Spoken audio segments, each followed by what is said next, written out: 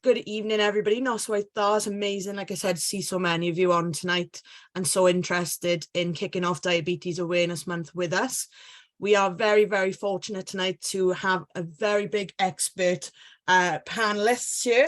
So we've got Neil Gibson, Andrea Miller and Chris Bright, as you can see in front of you. So I'm going to allow them to introduce themselves because I don't think I could do it justice. But I hope everyone enjoys tonight. Like I said, please use that Q&A function and that chat function to discuss as much as possible. This is a really, really important topic. So we want to make sure that you get as much out of it as possible. So with that, I'm going to pass it over to you, Neil. Thank you very much, and thanks everyone for joining. Just as we start the presentation, I notice it says my internet is a bit unstable, so please just shout if it goes off or there's any trouble, and I'll be back on as soon as I can.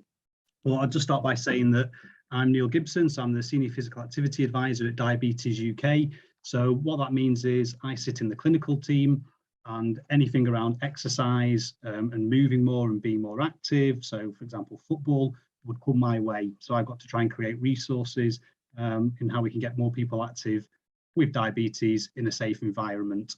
I'll just pass over to Chris. Evening everyone, pleasure to be here and delighted that we can start Diabetes Awareness Month talking about obviously the important subject of the night in football. And my background is in the fact that I work for JDRF UK, which is the leading type 1 diabetes focused charity as the community partnerships and events lead. And I am also a Wales Futsal international, and I founded a community project and a community interest company which supports people through the vehicle of football called the Diabetes Football Community as well. So hopefully bringing in a lot of community views and their thoughts throughout the evening as we talk about a number of the different areas which are important in raising awareness of how diabetes comes through in football. And Andrea? Hi, my name is Andrea Miller. I'm a diabetes dietitian. I work for Swansea Bay Health Board. So, see lots of people with diabetes, particularly, can talk about exercise as well. I'm also work with the All Wales Diabetes Implementation Group to sort of lead on a project for diabetes and type 1 diabetes and exercise across Wales. So we are looking at making sure that everybody is, like the healthcare professionals, are educated to know how to manage exercise and diabetes, and then trying to raise awareness and education for people living with diabetes as well. Perfect. So throughout the session, we'll be having conversations between the three of us around football, around diabetes, how we're going to try and cover it. So we'll spend about 15 minutes of talking about diabetes in general. So I'm conscious that on the chat or on the line, there might be some people that have no idea of diabetes. So I'll talk about some of the general aspects of diabetes. We'll then go into talking about how it relates to football and things more specific to football. And that's where you'll start to see more of the conversation between the three of us around things that we think will be practical for you to know as a coach. And we'll have time throughout the session and at the end for questions and answers. So please put your questions in the chat throughout, and we'll keep an eye on those and try and answer them at the relevant point. The idea of today is we want people to go away from this and think to themselves, well, actually, if somebody comes to my session that has diabetes, it's not too much of an issue. It's nothing to be worried about. It's all about how we can be more inclusive so that people with diabetes can come along, and you as the coach or the manager or whatever your position is to make people feel like they are included and that it isn't going to be too problematic to have those people there. So that's how the session's roughly going to try and run. With that, we're not trying to make people into doctors or nurses, so please don't think that you have to remember all this stuff. The people with diabetes at your session should know this stuff. It's more to make you aware, and as I said, more confident in having people with diabetes at your session and not seeing the barriers, but more about seeing the inclusion for that. So some of the slides have quite a bit of information on that might be new to people, but as I said, it's not for you to memorize, so you will get these slides afterwards. There's also a booklet that's going to be launched this week that we'll go into more detail on later. that you'll be able to get as well, have some of this information on. So as I've said, don't be trying not to be overwhelmed by some of the information, some of the new stuff. It's more about us trying to show you that it isn't something to panic about if people are at your sessions with diabetes. That's how the day should run. So I'll start in, I suppose, in the most simplistic form I can do to tell you, what is diabetes. So it's a serious condition where blood glucose, which is also known as blood sugar levels, are too high. The reason for that is because the hormone insulin, it either doesn't work effectively, it only produces a small amount of insulin, or you don't produce any insulin at all. So we know that high blood glucose levels can cause serious health problems. So diabetes is basically when there's too much glucose in your body, it's not going into the cells. So if you don't have diabetes, what happens is your body releases a relevant amount of insulin to coincide with that. So if your blood sugar levels are high, your body knows how much insulin to release to keep them at a nice, steady, safe level. If your blood sugar levels are too low, your body knows to release less insulin. So if you have diabetes, that doesn't happen. So what is diabetes? That's as simplistic as we can make it in one slide. So there's two different types of diabetes that you would have heard of, I'm sure. So there's type 1 and type 2. The main differences being that type 1, if you have type 1 diabetes, you can't make any insulin at all. If you've got type 2, that's slightly different. You can make some insulin, but it either isn't enough or it can't work effectively. So the different conditions, they are both serious. So there's sometimes this myth around type 2 diabetes not being as serious when we know that it is a really serious condition. There's also other types of diabetes, so we won't go into them. You don't need to know these, but it's just to make you aware of them. And when we send you these slides, everything that's underlined, a lot of this stuff you can click on, and it will take you to more information on some different web pages around if you want to know more about this. So we do have some rarer types like gestational diabetes, LADA, and so on. In all types of diabetes, as I've said, we know it's a serious condition for everybody. We know that glucose builds up in the body, which is not what you want. So diabetes is having too much glucose, sugar in your body. So what are the risk factors for that? So for type 1, we know genes play a small part, but we still don't know what the main reasons are. So the researchers, the scientists are still looking into it, but we don't know what the cause is for whether somebody gets type 1 diabetes or not. With type 2, there's quite a few factors around what causes type 2 diabetes. There's a few modifiable risk factors, such as weight, waist circumference. There's some things that you can't help, like ethnicity as you get older and so on. But what we should say here to try and get away from the stigma is it's not because you're that you live with obesity or overweight that you necessarily get type 2 diabetes. So we know, for example, people from South Asian communities are more likely to get diabetes than European white Europeans. So that's an example of people that may be a healthy weight, but can still get type 2 diabetes. So it's not just around your weight and your waist circumference, although we do know that they can play a big contributory factor in reducing your risk of type 2 diabetes. So I hope that makes sense. So how is diabetes treated? For type 1 diabetes, there's only one way to treat it. You have to have insulin. So that's done via injections or a pump. So if you read any of these magazines or whatever telling you that they found a crazy cure, or there's special tablets you can take and whatever, then be very wary and stay away from those charlatans. You have to take insulin if you have type 1 diabetes, or else you will die. It's as simple as that. Also need to test your blood sugar levels regularly, so you know what levels you're at, so you know how much insulin to take. And we'll come on to a bit more detail of how blood sugar levels work in a bit. So some of the terms you might hear are hyper. So when your blood sugar levels are too high, you can have hyperglycemia, or you can have a hyper, or you can be hyper. If your levels are too low, you can have hyperglycemia, which is also known as a hypo. And the reason for that is because once you have carbohydrates, so once you're having glucose for your body to be able to perform, it's hard to match the actual amount of insulin you should take that's going to be similar to that to get you to a safe level. So it's very hard.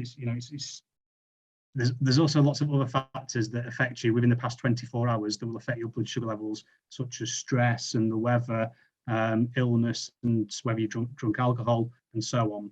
So it's very difficult if you have diabetes or if you have type 1 diabetes to work out an exact figure of how much insulin you should take. Will mean that your blood sugar levels go to a certain level all the time. So because it's difficult to balance that off, you'll find that people can either go hyper, so having high blood sugar levels, or hypo, having low blood sugar levels. With type 2, it's a bit different. It's a lot more individualized because people will be on a different treatment plan. So for some people with type 2 diabetes, they'll need medications like tablets such as metformin. Some people with type 2 diabetes will need insulin or other things that can make you have a hypo, that can make you have low blood sugar levels. And for some people, they don't need insulin or tablets. They can manage their type 2 diabetes with lifestyle changes. So healthy eating, maintaining a healthy weight, exercise, and so on. So with that, the knock-on effect of that is that not everyone with type 2 diabetes that come to your football sessions will need to test their blood sugars. So it all depends on the medication that people are using. So type 1 diabetes, those people will have to test their blood sugar levels, and they will have to use insulin. With type 2, some of those people may need to do that. Some may be on tablets instead, and some may be on 0 tablets and 0 insulin.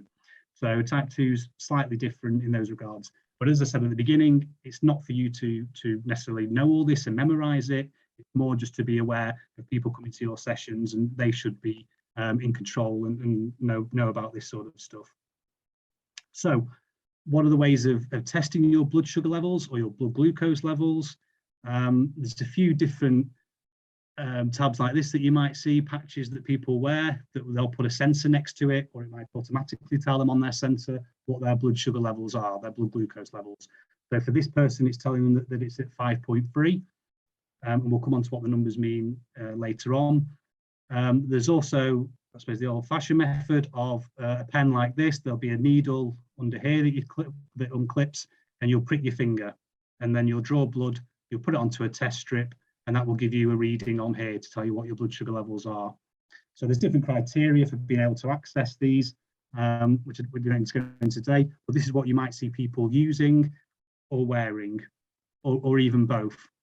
And then with that as well, the other equipment you might see is to administer the insulin. So once you've come here and you've tested your blood sugar levels and they've told you the reading, whether it's in a safe zone, whether it's too low, whether it's too high, here's where you'd work out how much insulin you need to take, if any at all. And the different ways to take that would be with a needle. So you'll have your insulin in here, you've got your needle, and you put it into your body and inject, or you may have a pump.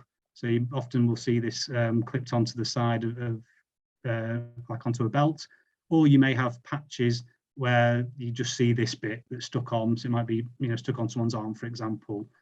So I know with Chris and with the type 1 diabetes football community that you play for and the people you work with, what's your kind of advice, or how do your players, do they keep them on? Do they take them off? Do they wear them for different activities? So in that, I mean the sensors, but also the pumps as well. Yeah, so I think there's a mixture these days of all of those options. I think more and more in terms of the blood glucose monitoring, you're going to see more people wearing those patches on their arms and those glucose sensors as the access becomes easier, and it has become easier to access that technology in the last few months. So more and more players are wearing that technology. In terms of pumps, I would say, and insulin delivery systems, I'm using injections myself, but wearing one of the glucose monitors on my arm. I make it's a kind of a personal choice of maybe in some ways slightly concerned about wearing pumps and taking them off, and also having been on injections for a long period of time, my control is quite good. So changing, sometimes you feel that you're comfortable with what you've got. So I'm not looking to change from that perspective, but more and more players are wearing pumps. Some will leave them on to play, Some will take them off. Some will wear a patch pump, which is like you wear for a few days and then it will come off. But it's becoming more and more regular. If I was to say how many roughly within the people that I work with in the diabetes football community, I would say sort of maybe 75% of them are still using injections, but most of those players are wearing the kind of glucose monitors on their arms. So that's becoming more and more common.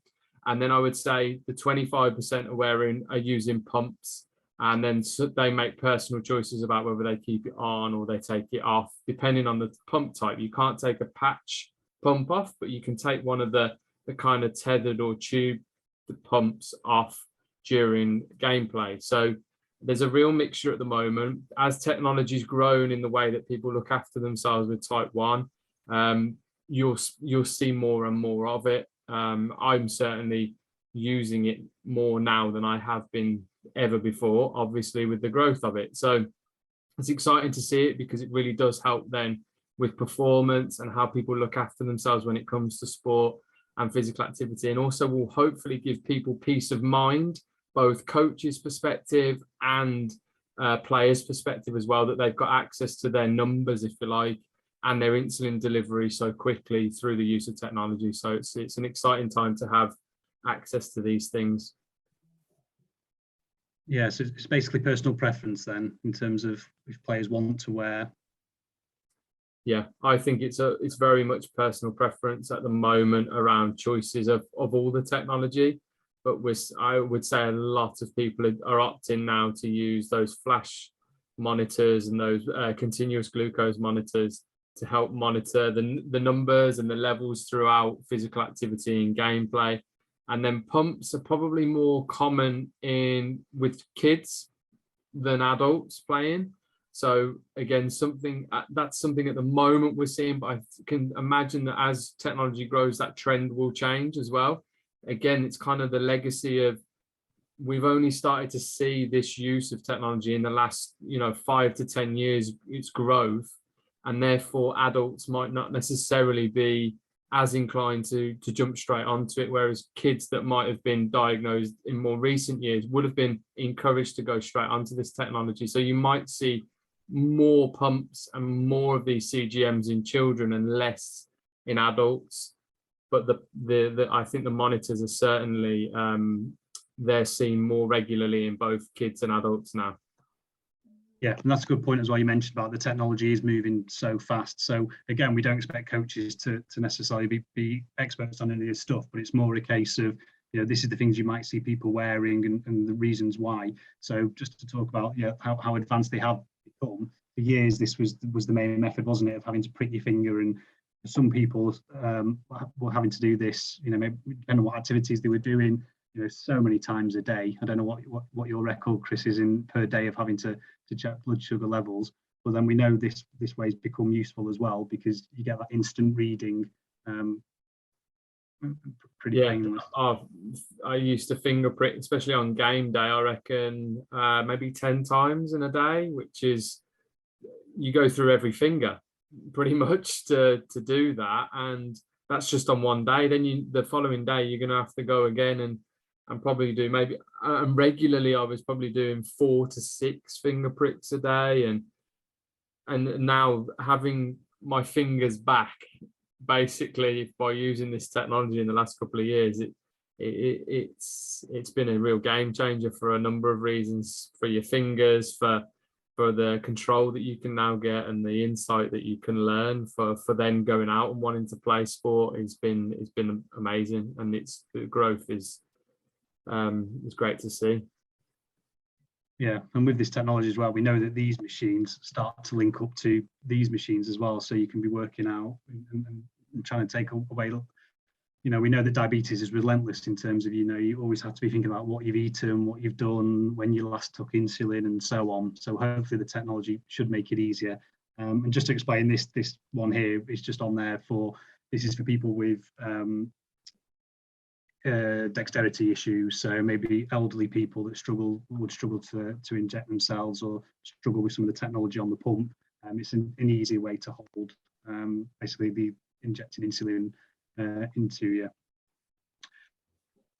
So with that, I'll just move very quickly on to some of the symptoms of diabetes. So if you spot these in any of your players, your family, yourself, it'd be worthwhile speaking to a doctor as soon as you can, because these are the common symptoms of people with diabetes. So how we remember them is the 4 T's. So if you're tired a lot more, if you're going to the toilet a lot more, if you're more thirsty, and if you're becoming thin and you don't know why, so if you're not on a diet, for example, these are signs that you may have diabetes. So make sure you're getting yourself checked out. But we can also add into that as well, cuts and wounds take longer to heal. So it's important that if someone has a cut, that they get it repaired properly, and they may need to go to hospital to get that done. But basically, if you spot the 4 T's, so go in the toilet a lot, so especially at night, if you're waking up, 4 or 5 times or more a night to go to the toilet, that might mean that you have diabetes. So we know that some people may live with type 2 diabetes for up to 10 years without realizing, and these symptoms will just keep building up and getting worse. So because your body's got, as we said before, diabetes is having too much glucose in your system, having too much sugar in your blood, because it's not going into the cells for energy. The body's trying to get rid of the sugar because it won't go into the cells. So how does it try and get rid of the sugar? Well, it makes you go to the toilet a lot. So you're trying to wee it out. So when I say go in the toilet, I mean weeing, basically. Being really thirsty because your body's dehydrated because there's too much sugar in the blood. And that also makes you feel a lot more tired. So if you spot any of those or a combination of those, it's worth going to the doctors to get it checked out. So just to go through some facts and figures very quickly, because as football coaches, you might think, well, who's most likely to come to my sessions? It's probably someone with type 2 diabetes if you're doing general coaching sessions, because we know that around 90% of the population have type 2, around 8% have type 1 diabetes, and about 2% have the rarer types that we mentioned before, so things like gestational diabetes and larder mode and so on. We know that the numbers are growing, so this is just to give you a quick example of the prevalence. These numbers are going up all the time, they go up every year, so I have to keep updating whenever I do a new presentation. I have to update it every few months because we keep getting higher figures. So you will at some point, if you're a regular football coach or working in the football industry, you will be coaching someone. It looks like you'll probably be coaching someone with diabetes sooner than later. We know it's a growing trend, and it doesn't look like it's stopping anytime soon. Having said that, there are ways you can reduce the risk of type 2 diabetes. So that can be from a healthy diet, from physical activity and so on. And we know it's not a death sentence. So if you have type 1 as well, it can lower or reduce your risk of getting diabetes complications, so nerve damage, retinopathy, kidney damage, and so on. So why are we so keen to get people into football or into physical activity if you have diabetes? Exactly the same reason why we try and get people without diabetes in. We know it's great exercise and football. We know it's great for mental health. We know it's great for heart health and so on. For diabetes in particular, though, it helps the body use insulin better. It helps look after blood pressure, which we know is one of the major reasons for diabetes complications. So some of the things I mentioned before, around retinopathy, so damage to your eyes, damage to your kidneys, damage to your nerves. And we know that for some people with type 2 diabetes, it can help them go into remission. So unfortunately, there isn't a cure for type 1 diabetes at the moment. We know that's an issue where when people say, well, he has diabetes, he just needs to eat less sugar or lose weight or whatever. If it's somebody with type 1 diabetes, that's never going to happen. They're not going to be able to go into remission. At the moment, hopefully with technology and research advances, that might change. HbA1c, I've just mentioned on there, if you ever hear that term. So that is how much blood or how much sugar is in your blood over a period of time. So that's when you'll hear the doctor talk about very high numbers to diagnose you with diabetes. But basically, we know that being more active, playing football is great for people with type 1 diabetes, type 2 diabetes, and people without diabetes. So that's why we should be pushing it. And finally, just a last little bit for me around, I suppose, the complications of it is the importance of looking after your feet. So obviously for footballers, this becomes even more important because we know that you're obviously running around a lot, kicking the ball and so on. So if you have diabetes, you need to be checking your feet regularly. So you need to be checking in between the toes. You're looking to see if there's any discolouring, any cuts, any bruising, and so on. You should be washing your feet regularly, so doing that every day. Definitely checking your feet after a game, moisturising, making sure your shoes or your football boots fit properly, and keeping your toenails trimmed.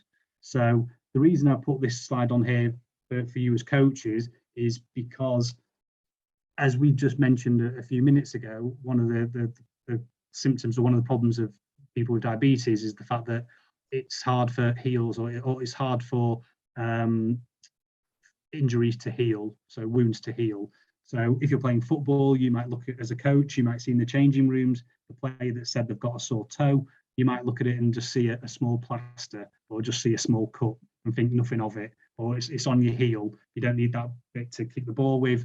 You know, come on, just man up, or whatever. You know, but it's very important that those people, if they mention that they've got foot injuries or any sort of issues around their feet, make sure that you do take that seriously, and get them to have a look at it, because it might be that they need to take further action. So as I said before, anything that might look to somebody without diabetes is just a small cut or a small bruise, or slight damage that's probably going to happen from time to time in football. We know that if you have diabetes, that can lead to much more serious problems of it not healing, the injury not healing properly, and can actually lead to things like amputation. So if somebody tells you they've got foot problems or foot injury, don't just disregard it as, well, I've seen it, it was just a little bruise on your toenail, or something like that.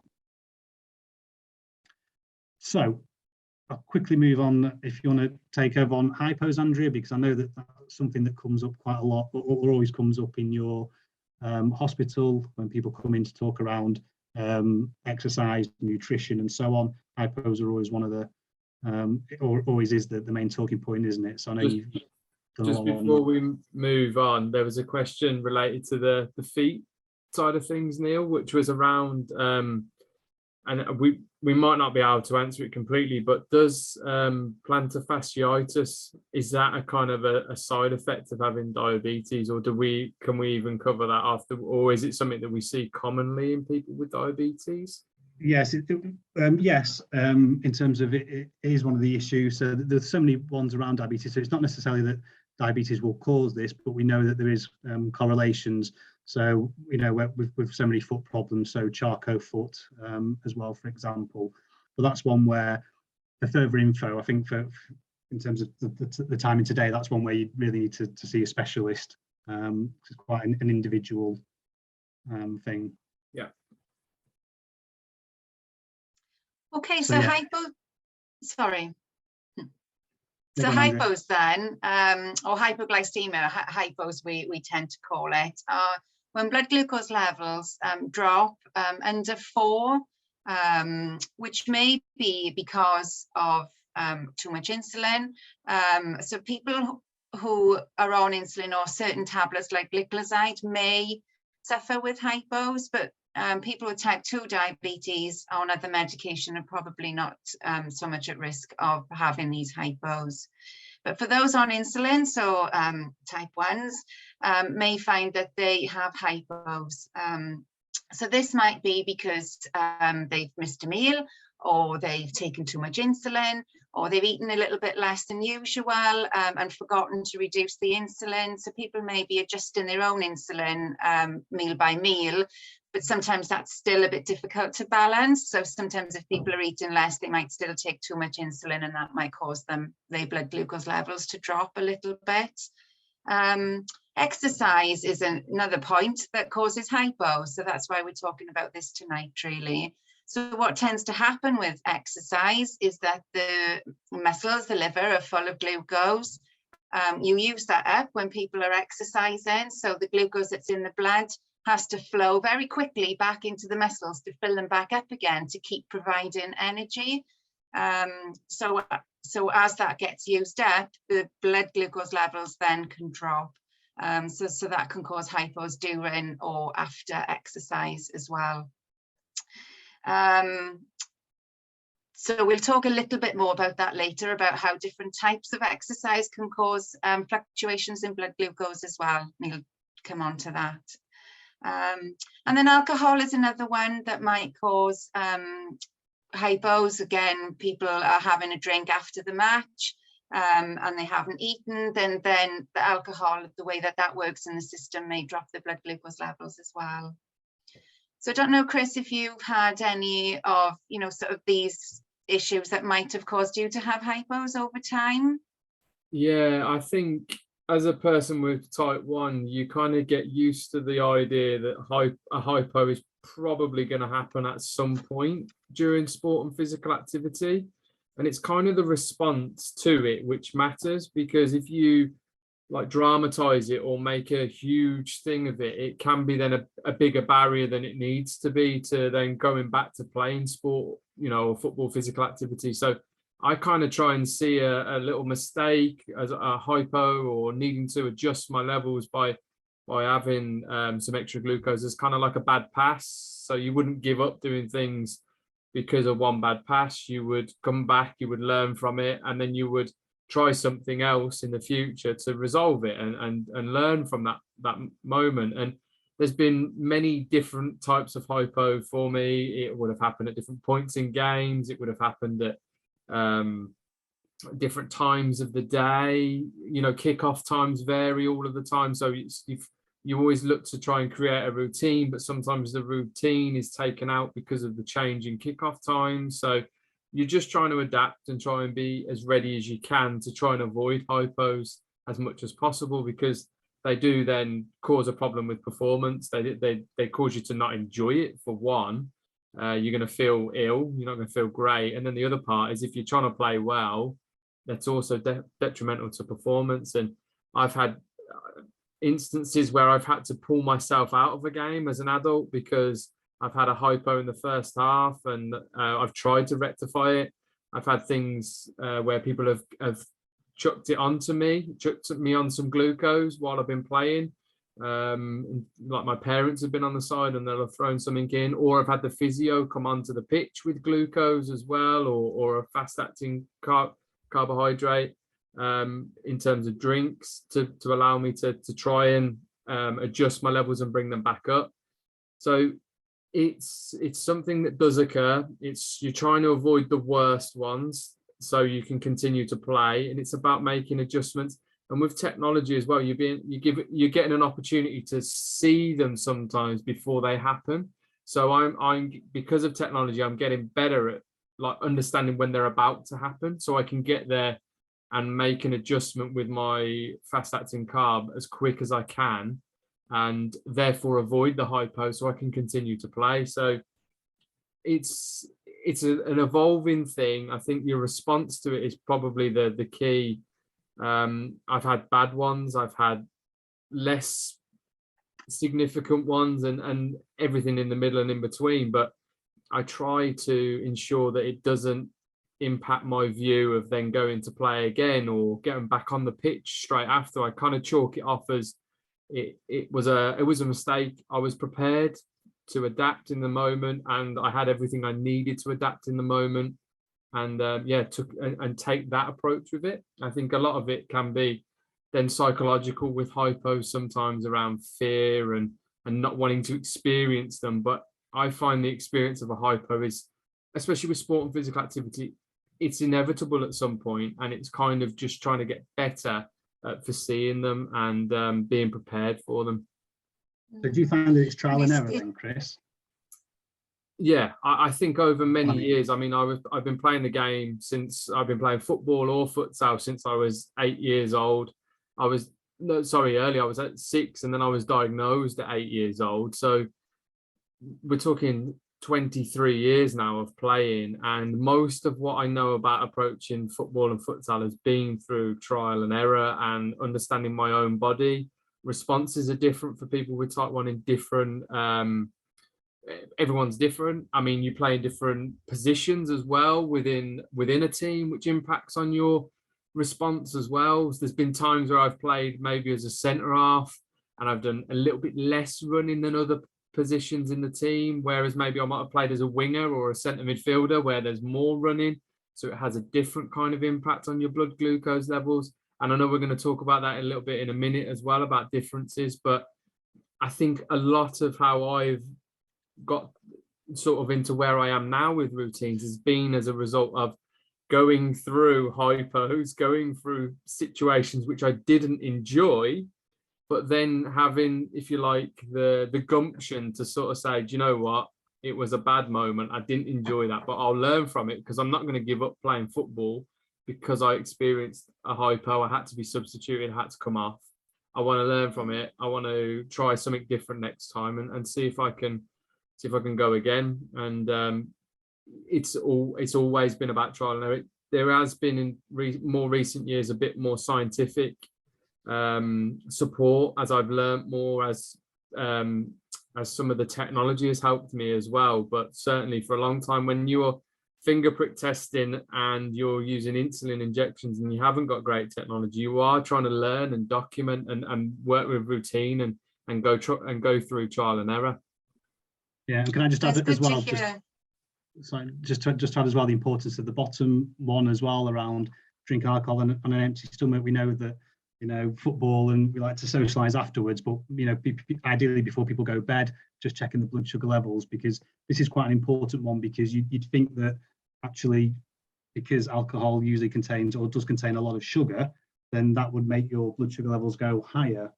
But because of how it, you know, affects the body and so on, it actually be more likely to go low. So it's just worth, you know, just taking that one into account. People often think there's a myth that drinking alcohol is going to, you know, make your blood sugar levels go higher because it contains sugar, but because of the other things in it, it's actually going to make your blood sugar, it's more likely to make your blood sugar levels go a lot lower. So yeah, depending on how many drinks you have after a game as well, that would just be worth taking into account as well. Yeah, alcohol is really important, that people don't sleep through a hypo because they've been drinking too much. So it's really important to have that snack, and maybe a number of snacks after the game as well, to make sure that you've replaced the carbohydrate enough before it starts dropping a bit later. But it's great to hear, Chris, that although you've suffered with these hypos over many years, that you've been able to carry on with something you love doing, and you haven't let that sort of stop you really, and that you've been able to carry on playing football and sport and not letting the hypos get in the way really. So on the next slide then, we talk a little bit about how someone might feel if they had a hypo. So someone might feel all of these, or one of them, or a number of them really. People might often feel a little bit shaky, and then over the years they may start to feel a bit more blurry-eyed, or a bit sort of lose concentration and so on. So someone might be feeling all of these. Now, as a coach, you wouldn't know that for some of them, people are feeling like this. They can sometimes hide it quite well, or not want to bring sort of attention to themselves. So they can just take themselves off and try and sort of treat the hypo. But what you might see as a coach is that someone's gone a little bit pale, or they've losing a bit of concentration, and that they might be a bit shaky and a bit sweaty sort of on your forehead, and you might sort of notice these things. And sometimes when you get to know somebody very well, or like family, might notice that somebody's feeling a little bit like that before they feel it themselves. So it's important just to, you know, sort of like not make too big of a deal of it, but just to be aware that these things might be happening as well really.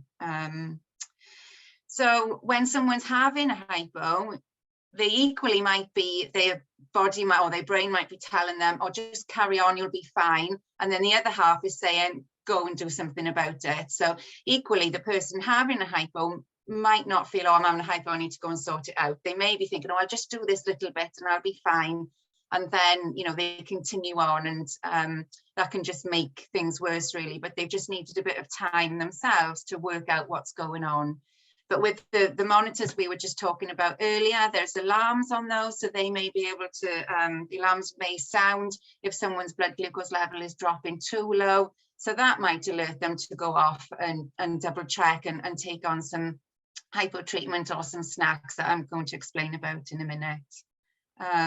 So again, Chris, I don't know if you've had any of those particular symptoms, or have they changed over the years, or, you know, sort of how your hypos go really? Yeah, I think I've always had like a consistent set of symptoms, which I family can spot in me, which is always a key thing. So those closest tend to be able to see them, as well as then you feeling it as well from an individual perspective. I think I'm quite aware that I will be very sweaty, which is hard to spot if you're being physically active. So when if you're in a sedentary place, that's an easier one to spot. It's the shaking, and there's like a weird internal tremble, which is sort of like a hunger mixed in, which is always a telltale sign. For me, focus is one of the key things when I'm in sport that I notice. So it's a weird one, but the ball looks smaller to me than it would before. And also then speech. I actually struggle sometimes with stringing sentences together and linking them together and making sense of my thoughts and actually being coherent in the structure of sentences and the language that I use. So that also becomes a bit of a tell for me, is that I start to talk a little bit differently. And others can notice that maybe my speech is going in different directions, which isn't aligned to the conversation. So there's things like that, which for me, it's quite cognitive. It's quite in my brain and how I am in like acting and emotionally, I think. As well as then some of the more subtle physical things around the trembling, the shaking, and the intense hunger. But somebody else wouldn't see that. The only thing that somebody might see of me is my brain and my cognition, and then the conversation that I'm portraying or talking through might become a little bit different and a bit jumbled. But like you said, Andrea, symptoms vary so differently in people. You might experience one or you might experience them all, and everyone's different, but it's worth sort of noting what they are in maybe that player or that person.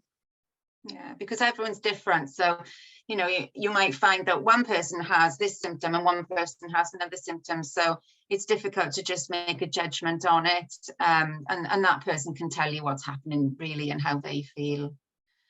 So when someone has a hypo, then what they should be doing is trying to treat that as soon as possible. So to get a test so they know what level they're at, and then trying to treat it. And the suggested amount is 15 to 20 grams of carbohydrate. And that equates to sort of 3 to 5 jelly babies, 100 mils of Coke, or say 200 mils of Lucozade, one of the glucose gels. So there's lots of ways to treat the hypo, but the best treatment is one of these glucose sort of foods or drinks, really. Years ago, you may have heard that people were told to have a Mars bar, a glass of milk, but now we try and say, get the glucose in, because then that gets into the blood system the quickest and can start bringing their blood glucose level up the quickest. And then that gets them out of hypo, you know, much quicker as well. Everyone's individual, everyone likes their own treatment. So it doesn't matter who's taking what, it's just about trying to get this quick glucose into them, really. Then really, person should be waiting for 10 to 15 minutes just to check that that glucose is coming up, because the glucose that they take in still needs time to get into the blood system and start bringing the glucose levels up. So it's important to wait. So that means they should be really, you know, coming off the pitch and standing and waiting for that hypo to resolve, really. And not going straight back on, because the risk of the hypo will just come back, because the glucose they've just taken for this particular hypo, they'll then use up using exercise, and then they'll be at risk of dropping again. So it's really important that they treat it properly during the match, really. And then, of course, because they can use up that glucose straight away when they're going straight back to exercise, then really they should have a snack as well, which might be another 10, 15 grams of carbohydrate. And we'll so the best sort of snacks then are something quick. You don't want to be sort of stood there trying to eat something that takes a little while. So something like a small cereal bar, small banana, something like that might help as the follow-on snack, not as the actual treatment. And then that will help to just put more carbohydrate back in the system to try and keep those blood glucose levels running properly. So people should be able to manage, you know, whilst they have in a hypo, so they can just take themselves off, treat the hypo, and that's fine.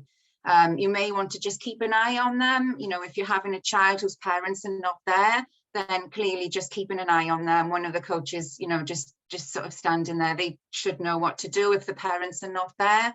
but then, you know, you're just keeping an eye to make sure it's not getting worse and they're not getting upset and sort of worried about how they are feeling, really. So then if that hypo isn't treated correctly, they may go on and have a severe hypo, which should be quite rare, really. People are hopefully going to treat this quite quickly, which is why we say the glucose in sort of tablets or drinks, and then the hypo hopefully doesn't continue to drop down, really. So if they do become unconscious, if that means someone's having a severe hypo, if someone falls unconscious, then we just need to phone 999.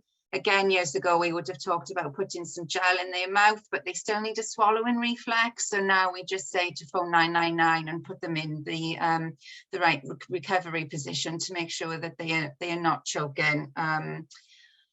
It does mention here about a glucagon injection, so that would mean the person would have to bring that with them. That's prescribable from the GP. Not everyone has one, not everybody wants one or needs one, and the person who administers that needs to be trained in how to use it. So that would be to have a discussion with the person or the family whether, you know, who's going to give that if this happens, really. But calling an ambulance is really important if someone collapses. So sometimes people may not treat this properly. They, particularly children, if using as example, who just want to treat it and get back on playing football again. So you may find that they are not treating it properly. So if the parents are not there, it may be worth just double checking with them before they go back on the pitch if they had the right amount of treatment. Are their blood glucose levels back up into the right range? Have they had a snack? So then at least they know that they've got enough carbohydrate on board before they just start dropping again, really. And you may think from the last slide, although symptoms don't sound very bad, a bit of trembling, a bit of blurred vision, that's fine, that's not too bad. But actually someone can feel very awful after they've had a hypo. Sometimes they'll bounce in and out of it and it won't be bothered at all. But others can feel quite unwell after a hypo. So they may not be able to carry on exercising, playing the match, doing the training. So if they can't do that, then we're not trying to push them back into exercise, particularly straight after a hypo, because they need time to recover and make sure they're getting enough carbohydrate and nutrition into them as well. So lots of people, as is sort of mentioned already, may have a barrier to you know, having hypos. There is a fear of hypos. Maybe people who are new to football with diabetes are not used to exercising, so may start to suffer with these quite a few times until they can work out what's going on and how to manage. Or they may be new to diabetes and have played football for a long time, and now they've got to incorporate diabetes into the football. So it's important that they have time, and that'll go on, you know, until they can understand how to manage it correctly, really. Children, again, you know, with parents worrying about the children having hypos and things as well, it's important to, you know, talk to the parents about how their children are managing and how they're getting on as well, really. So hypos can affect performance as well. So the main thing about hypos is trying to avoid hypos, really. So some people might need to snack regularly. So they might need to have a snack every sort of 20 minutes throughout an hour's exercise. Just a small snack, but it just helps to keep dripping in that carbohydrate. So they may need to come off every sort of 20 minutes or so, grab a quick snack and then go straight back on. And that actually saves a lot more time than waiting the 15 minutes and the people feeling awful and waiting to treat the hypo. That 2 minutes on and off just so they can get a quick snack avoids the hypo, puts more carbohydrate back in for the exercise, and then they can carry on with good performance because their blood glucose levels are running in the right range, rather than having a hypo and needing to recover, really, which can, you know, cause them a lot more stress and anxiety and more fear of having hypos. So certain snacks might be having something a bit longer acting before the exercise or a meal as such, and then managing the insulin accordingly, that the person should know how to do. You don't need to get involved in that as a coach. But then throughout the exercise, if they are having snacks to avoid hypos, then they might be foods that digest very quickly. So it might still be an energy drink or some glucose tablets, some sweets, just to keep them going with a bit of glucose. So it digests very quickly, and then it helps them to keep having fueling up on the carbohydrate. And so if people are having hypos after the exercise, then they might need to have a small snack after the exercise. You can get delayed hypos hours later through the night. So it's about managing the insulin after the exercise just as well as before and during. So a small snack, piece of toast, something like that coming off might help to reduce those delayed hypos later on as well, really. So at all costs, we are trying to avoid hypos throughout exercise. So snacking might be a bit more important than just waiting to treat the hypo, really. Okay, so anything else you want to add about hypos there, Neil or Chris, or we'll move on to the next bit? I think we'll move on, just conscious of the time, so I'm just going to quickly mention a little bit about blood sugar levels, and Chris can summarise some really specific points of football. So I just want to try and get as many answers to the questions that have come in case anything's not been covered by us. So hence why I'm talking a bit faster now. But just to let people know, because again, there's the myth that blood sugar levels will always go down during exercise. So here's one more related to football, the graph, just to show you that they can actually go up as well. So I think it was mentioned in one of the questions, but anything that you do in the last 24 hours can affect your blood sugar levels, and it's not an exact science. So someone could have the same routine as they did yesterday, but the blood sugar levels when they check are different, and we just don't know why. So we know that other things like hormones, weather, etc. play a part.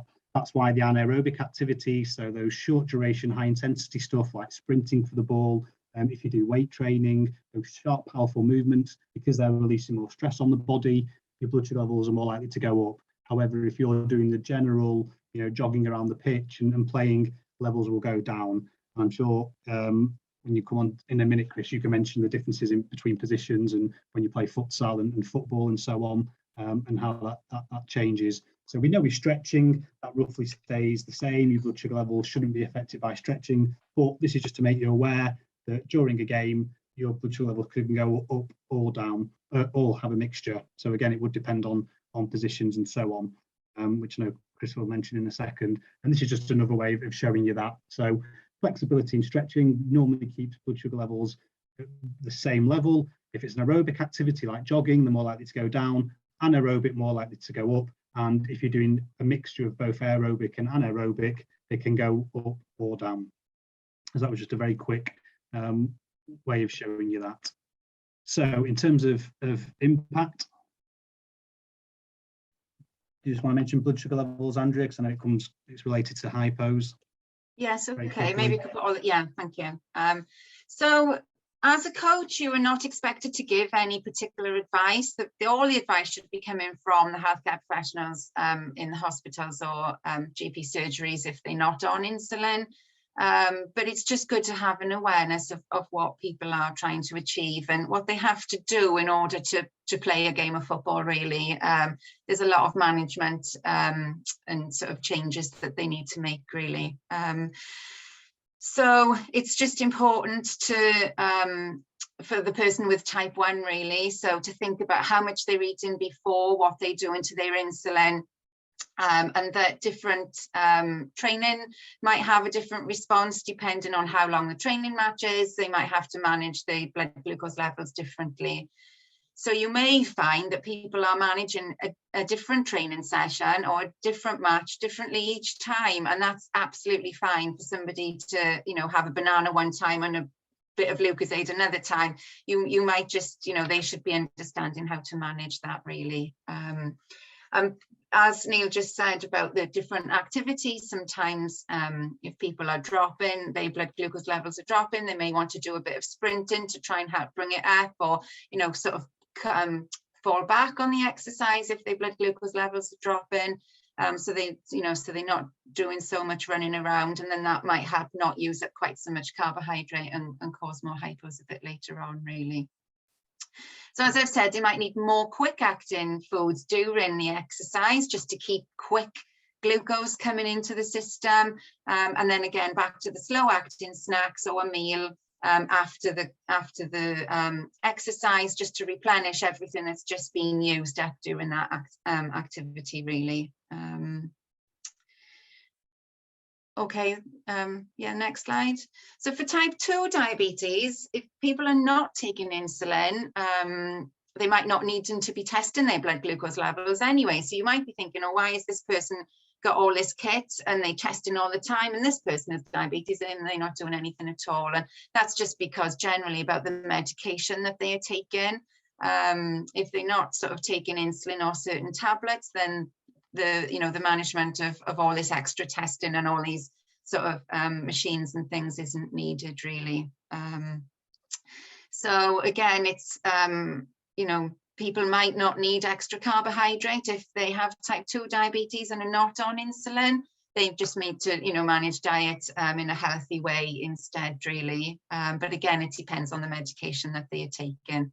But for those with type 2 that are taking insulin, then their management is pretty much the same as a type 1, about needing to know how to manage the insulin themselves before, during and after the exercise really and the football games. But they should be discussing that with their diabetes healthcare professionals as well. Yeah, so here's just a quick one of blood sugar levels, just to show you, again, as a coach, you don't need to necessarily memorize this, but you might want to print it out for any of your players. You'll get this in the packs we send afterwards. You can find it on the Diabetes UK website, but it's just a rough, it's not an exact science, but it's just a rough guide to give you examples of where you might want to be in terms of when you snack and so on, the levels you should be looking at. The main ones being anything less than 4 we know is a hypo, and hypos can cause, if they go too low, can cause very serious damage, including death, which we might not have mentioned.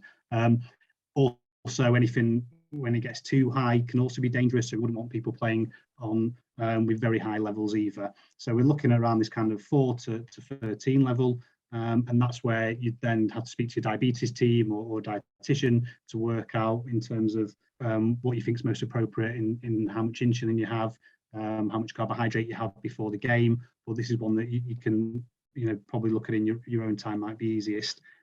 I'm just conscious of the time as well, so I'll just quickly move on. If Chris, you want to go through a few things that the diabetes football community discussed would be useful for coaches, and then if anyone can stay on afterwards, we'll answer all the questions then. Yeah, hopefully people can hang around for a few more minutes. I was just going to mention around the numbers, just to bring them to life just ever so slightly. I think you're aiming for different numbers based on what you're guessing your levels are going to do for intensities of exercise. As Andrew was saying, it could go up and down, and it could have the different impact on your blood glucose levels based on different intensities, different types of exercise. So for me, trying to aim for, say if I was playing an 11-a-side game of football, I would probably try and aim a little bit higher, knowing that, yeah, it is mixed, but generally it goes up a tiny bit and then it drops down for me throughout the game. And then for futsal, I tend to see a bigger spike because the intensity is higher over shorter distances, and you're on doing high intensity work pretty much all of the time that you're playing. So I would tend to start maybe a tiny bit lower, knowing that my levels might go a bit higher as a result of playing that version of the game. And then afterwards, there's always a crash, and I tend to try and reduce my insulin levels by, depending on how much I've played as well and how long I've played. So it could be anything from 25% to 50% reductions of my bolus injections based on the duration.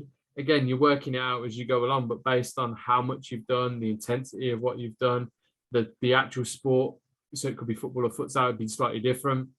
Those more aerobic ones, like a football match, if you played 90 minutes, you probably need to be a bit more aggressive with the reduction. And futsal, a bit shorter and sharper, probably the reduction might not be as drastic. But these are just, again, experiences that I've had, and I'm always trying to sort of aim to start football at maybe 8 or 9, and then futsal maybe 6 or 7, but trying to find, like Neil said, that spot in between, like 4 and 10 for me. Ideally, you want to probably work between 5 and 10 to get your body to work how it is intended to work. That's what we're trying to do, ensure the machine is well oiled and working in the way that it was supposed to work. So that's what I'm aiming for. Obviously, the levels on this slide in particular, say between 7 and 13. That's fine to work and operate in that. I just will try and fine tune it to come under 10 to try and feel the best I can to be optimal with it. And then with the tips and the coaches bit, Neil, I think we're just trying to, try and bring some of these points to life, and bring some of what we've said into key areas which we hope can support coaches in supporting others living with diabetes to try and enjoy football more. So things like encouraging participants to get in contact with their healthcare team, especially if there's any issues or any challenges. We talked about foot health earlier. Again, encouraging that sort of thing, encouraging them to check in if there's a couple of games gone by where it might not have gone to plan for them. Maybe they want to check in with their healthcare team. They might be able to get some tips or tricks about why it might have gone wrong or how to approach the next game. So it's encouraging that, testing blood glucose levels, blood sugar levels. It's the thing that helps you learn the most about how your body responds. So technology is helping us learn all of the time the insight that we need to be able to participate in football with less hypos and less hyperglycemias. So blood glucose testing is so important to do that. And I used to finger prick, 10 times on a game day, and now I just press the button on my phone and find out the numbers. But I'm constantly looking for that insight so I can make sure my levels are in a good space to enjoy it and play as best as I can. We've talked about those symptoms of hypoglycemia. Being aware of those is really key, because then you'll hopefully spot if somebody's potentially going into a place which is dangerous for them and they can do something about it. Supplies, if you can have supplies, that would be great to support that child, that adult with type 1. They will generally carry them as well. And they'll also probably carry carbohydrate snacks. Andrea mentioned a couple of them, potentially fruit, potentially bars, things like that people will take on board as you go through sessions, drinks as well. So be prepared that you might see different versions for different people, because they work out what's best for them. And that's that key point at the end. Everyone's different. Nobody's going to be using the same treatments. We all do it in a different way, but there's some common themes which come out consistently about how we approach it. So again, it's about having that conversation, that two-way chat with people that are living with the condition to find out what works for them, how they're operating, how they're approaching their sport. Do you want to go to the next slide, Neil? Yeah, it's been very slow. That's right. And then, some other key points. Participants and people with type 1, have that conversation. They're going to know a lot more than you generally about how to approach it. If hopefully some of what we've said tonight will be really handy and useful for you to understand and utilize as well. But the people with diabetes, the parents that are looking after children with diabetes, they are going to know the most. So if you want to find out, then have that conversation with them. We've talked about snacks and utilizing that. That's going to come in probably every session. You're probably going to see people making adjustments either with insulin, injections or pumps, or they're going to be taking on snacks and eating or drinking things that maybe others aren't doing, but it'll be subtle. So you'll spot that. And then, try not to make a big deal of things. I mean, I've faced quite a bit of stigma in my life with comments and about injections in a football environment, people referring to it being drug related because it is an injection.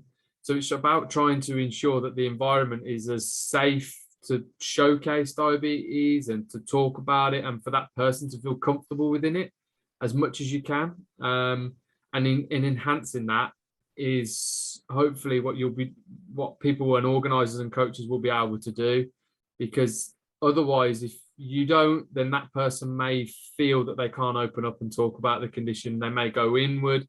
They may sort of hide from it, and then as a result, they may start to lose interest or start to not enjoy the sport as much as they could be. And there might be a really talented player that could go on to do amazing things, and it might be the thing that an amazing environment and a brilliant experience might bring out the best in them as well. Dietary advice, as Andrea would definitely profess to, let the dietitians and let the healthcare teams support people with diabetes making the decisions about what they should be eating, what they should be taking on board during their games. And it's not about weight loss for many people. As Neil would have mentioned for us at the start, type 2 diabetes isn't necessarily as a result of lifestyle choices. So it can't be that when you come to physical activity that is a choice, that somebody's making a choice about physical activity with diabetes because they are aiming for weight loss either. So it is paramount that it's not just about that. People want to come there and enjoy it, whether that's kids, whether that's adults. So have that in your mind too, and then always try and focus on what people can do. I think that's just a general view and a general point for everything in the way that we approach football, is that think about that person's talents and what they bring to it, and just try and create an environment which is safe for them, comfortable for them, and that they can thrive in. And as coaches and organisers of football, that's what everyone's aiming for anyway. And it's about conversation. It's about making somebody feel comfortable. And if you've got a question and you want to provide more support, speak to the person. Thanks, Chris. So I'll just finish very quickly just by saying about just one or two resources. So I think someone did ask a question about when I said the words the football pack after this. What I should have said before I big that up too much, football pack is basically this booklet that's about to be released soon. So you'll be able to get this from the FA Wales, who'll be releasing this. And it gives you information around football and diabetes, some of the things we've discussed today, there's different bits that have been used in this presentation. You'll also get this presentation that you can go over as well if you need to. We also have the diabetes football community that Chris runs. So there's a link down here. When you get the slides, you can click on it. It'll take you straight to there, which is for the type 1 community where they all play, which might come up in some of the questions in here, Chris. Just say Diabetes UK have a lot of pages. We're adding one on football to coincide with that, the booklet that's being launched. We have lots on blood sugar levels, exercise, diet, etc. We have quite a few resources where you can watch people's routines, workout videos, posters, and so on for all different levels. And we have a Know Your Risk tool. So if you're worried about your risk of diabetes, of type 2 diabetes, you can use this tool to work out whether you're at low risk, increased, moderate, or high. Might be quite useful for you or for loved ones. So we'll leave it there. I'll stop sharing screen, and thank you very much for staying on, and we'll try and get through all the questions and anything we've not covered. Yeah. So if I can use my IT skills and look at the chat. So just start from the beginning, would that be easiest? Yeah, that's where I was looking. I was looking for the earliest questions. Yeah, so thanks for the comments, the people that found it useful. Yeah, and just trying to find the actual questions. So there's one in here about be diabetic. Somebody being concerned about censoring the pump, and as it becomes more physical, about trying to keep them on and not losing them or dislodging technology. So I suppose in my experience, there's different ways and different places that people put these pumps and CGMs, which mean they're less likely to be dislodged. So I've seen people put pumps in places like underwear, which has meant that it's more closely linked to their body. With CGMs, strapping them, I actually wear a tubey grip over my CGM on my arm or my continuous glucose monitor to make sure it doesn't become dislodged, or if somebody grabs it, there's kind of another layer, like a skin tight layer, which means that they're more likely to brush over it rather than grab it. So I tend to get away with that in terms of strapping. There is also sort of patches that people use, and they tape things down as well. I don't know if you'd say anything either on that, Andrew or Neil, anything else that you'd add to that? Yeah, lots of people wear sort of like a plaster over the sensors, or you can, buy particular ones, or rock tape, things like that. So they can help to keep it stuck on. Pumps are different. It depends on the cannulas and which ones your son is on, really. But sometimes people do take it off, and then they put it straight back on at the end then. But the patch ones, you can't do that. But they are quite robust, those patch ones anyway. So I think it's more of a trial and error, and you try one thing, it didn't work, we'll try another thing. And the more he plays and the more physical it gets, that's not going to just go from nothing to everything. That will be, sort of a series of events that you work out what's best for you and your son, really. Yeah, and with that trial and error, a good place to go is to community forums. So I know at Diabetes UK, we have a website, a forum where you can ask these kind of questions that healthcare professionals don't necessarily always have the answer to. So that's where you can speak to people that have done similar. So in terms of having pumps and so on in different weather conditions, and they can give advice on what they do. And I think you're right, Andrea, when you said the word rock tape and other brands. If you Google rock tape, we find that's what we've heard from people with diabetes has been really useful in strengthening and keeping it secure. I just saw a question before that, Chris, about pre-diabetic due to elevated high sugar levels. But yes, so pre-diabetes basically means it means you're at risk of diabetes. So you have a higher blood sugar level, or HbA1c that measures it over time. It's higher than what it should be, but it's not high enough to be classed as having diabetes. So you don't have a clinical diagnosis of diabetes, but it is at the kind of top range, kind of border level. So you're not at those, at 48 or higher, but you're still quite high. So that's all pre-diabetes basically means more at risk of diabetes. So hopefully your HbA1c can lower with lifestyle changes, but sometimes it might not. So that's what pre-diabetes means. There's a couple of questions aimed directly at me, which I'll try and tackle straight away. So Gary and Dean's question. So Gary asked, how do I feel during a game if I'm high? So I kind of feel lethargic, so almost very thirsty. And if somebody was to watch me, like my dad's watched me since I was a child, so playing football matches and futsal games, he would be able to say that I was like a yard slower than I normally am. So he could sort of say you were half a yard off the pace. And in doing that and spotting that, he would say, I reckon you were high. And 9 times out of 10, he was right. And I was high because there's not the same level of energy and enthusiasm in the way that I played. And it's because of my levels being high. And yeah, generally just feel a bit tired and a bit off as a result of my levels being too high. So yeah, the thirst is kind of a big thing as well. That leads me that, but it's difficult to say that when you're playing sport. It's only when it becomes. I remember I've played games where they were far too high, and you're desperate for a drink. And normally you're not desperate for a drink when you're playing. You're kind of in the game. But I was at a point where I was needing it so much that it was clear that my levels were high. So I would say that. And then the other question Dean posed, did my levels change more playing football or futsal? It's a difficult one. I think there's so many variables in that. There's different types of games. There's games with less pressure, more pressure. The more pressure, the more the emotions kick in, and there's probably maybe more nerves or stress, which then shoots levels up potentially as well. I think it would be hard to say. They do different things in the way that my levels are responding. I think I've seen the most drastic, the most shocked I've been with my levels responding would be in a futsal match. I remember my levels shooting from sort of 6 or 7 to like 18 or 19, and that was a big shock to me in my early days of sort of going into futsal. I was really, because obviously the game to many people is the ball going into the net. You're kicking the ball into a net. But then because of this, I was like, wow, this is a really different response to my blood glucose levels, even though I'm kicking the ball into the net just like I was on the 11-a-side pitch. So that was probably the place I had the biggest shock, I think.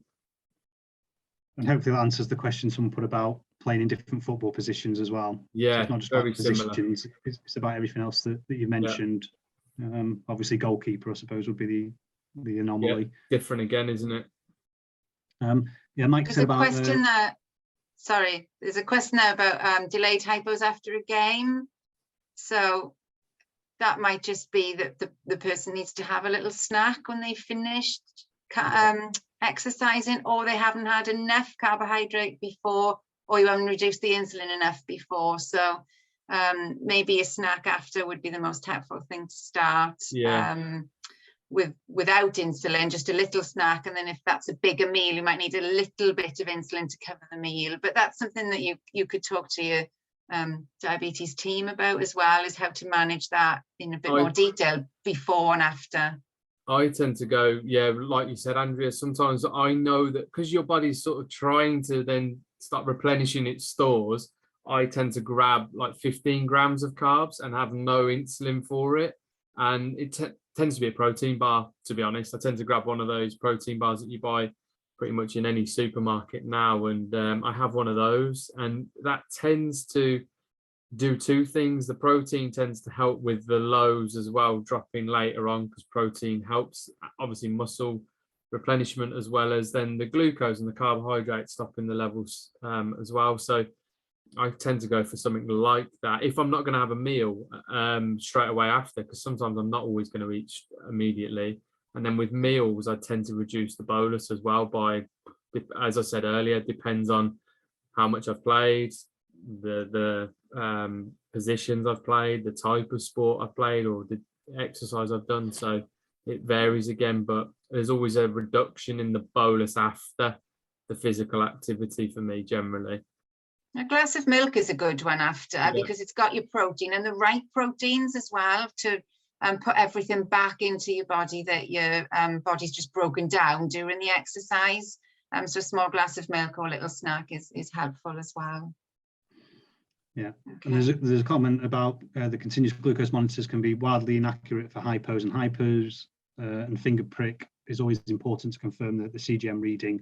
So yes, is the simple answer. I agree. So yeah, just in case people miss that, so it can be inaccurate. So it is worth, if you're worried about hypos or hyper, i.e. you have those symptoms, it is worth using a finger prick test to double check, because we know they can sometimes be inaccurate. And then there's a point there about Dean Allen, how long can we expect a young player's levels to settle after recent type 1 diagnosis? That is very variable from one person to another, really. I think if some people respond very quickly to insulin and need very little insulin, and their blood glucose levels come down and it's quite stable, and others are quite variable for a little while, because as well as trying to get the bloods down, we don't want to get them down too quickly, because people will feel awful from getting them down too quickly. So, you know, the diabetes team will start insulin in a small amount and build that up over the weeks, really, and then that just depends on the individual. So it can take a week to a few months, really, before things can get a bit better, really. I think maybe if we just take one more question and then sort of wrap it up and say if anyone else is there and we haven't been able to answer the questions, then I think Caris will be able to connect and get those questions to us, and we'll be able to answer them, any that we haven't picked up. So if I just go, I've got one, I'm looking in the Q&A function, and there's one just around experience of changing in an injection site to get better benefit for physical activity and exercise. So an interesting one. I can only talk on lived experience from this, not anything medical, but I certainly see a quicker uptake and utilization of my insulin in the muscles that are working more within that physical activity. So if I need, say, my levels to come down quicker and I'm doing an injection, I will go for my leg probably if I'm playing football or futsal, because it is probably going to react quicker because the muscles are working there. That's just like a lived experience perspective and something that I have noticed. But I don't know if there's anything, Neil or Andrea, you would add on that. Obviously different insulins now as well, which are working quicker. So it might not be as prominent this in the future, as insulins are becoming faster anyway. Yeah, I think you basically covered it, Chris. From a clinical perspective, it's a case of what body part you're using for activity. So if you're using your feet a lot, or if you're running, playing football, then you know you're probably not going to want to put it in your leg. If you're using different body parts, you're going to be careful about where you either test for blood sugars or inject insulin. If you're using something with your arms, if you're a goalkeeper, and so on, then you might not want to use your arm. So yeah, it just depends what that body part you want to try and avoid, the body part that you use. And people like to change it up as well, so that you don't get any sort of potential bruising or any pain from that. Yeah. what I should say, well, 'cause I'm sure we'll get kicked off soon for not paying the meter, but it's just to say that I know some of the comments are quite individualized as well, so I would really recommend, if there's anything that does worry people, or for more information, is to, if you can, do speak to your diabetes team or your healthcare team, a dietitian and so on, who can work out, you know, because we said there's so many different factors around diabetes and hypos and hypers. It's worth speaking to them to find out what the actual your routine is, and to see what the problem is in terms of the time. Might be the timings that you're taking insulin or you're eating. It might be the amount of insulin you're using, the type of insulin, the exercise you're doing, and so on. So it's worth trying to speak to that professional who you can have proper time with to work out what your routine looks like and give you that individualized advice. Brilliant. Over to you then, Caris. Amazing stuff. Thank you so much, everyone, and thank you to everyone who's listened in tonight at the start of Diabetes Awareness Month. I'm sure I speak on behalf of everyone when we say that that was a very, very informative session, and I know I've certainly learned a lot from what Neil, Andrea and Chris have brought forward tonight. And a special thank you to Chris as well for opening up about his lived experiences, especially because I know that can be quite effective for family, volunteers, coaches to hear, especially as that'll be what they're dealing with directly. So as it has been said already, we will be sharing this recording as well as the slides that you've seen tonight, and we will be uploading that resource pack hopefully this week onto our pawb.cymru website. And if we unfortunately didn't manage to get around to your questions, because I know there was a lot of interest, which was fantastic to see, please send myself an email at pawb@faw.co.uk, or drop any of us a message or a line on Twitter, on social media, wherever you can find us. But we will be back in touch tomorrow, like I said, with the slides. So if you do have any questions, please get back in touch. But like I said, a fantastic webinar, I'm sure you'll all agree. And I think a superb setup to the rest of Diabetes Awareness Month. I already feel a lot more confident in discussing diabetes and making sure that our clubs and our coaches are as supported as possible. So it's important to know that there are a network of people out there as well that can help you. So don't go through it by yourself. Obviously, get in touch with any of us if you need to. But thank you so much, everyone. Please keep an eye on our pawb.cymru website for any more educational sessions coming up, which will start back again now in January. But we really appreciate your time tonight, and thank you very much again. Thank you.